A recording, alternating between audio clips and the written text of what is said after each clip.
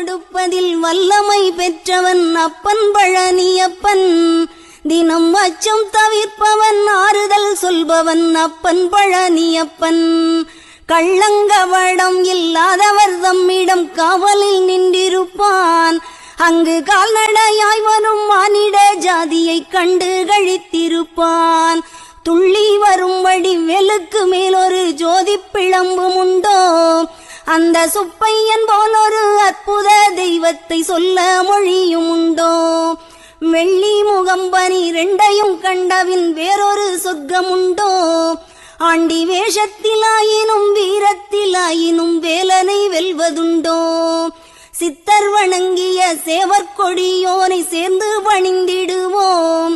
அந்த சிக்கலிலாயினும் செந்திலாயினும் சென்று பணிந்திடுவோம்.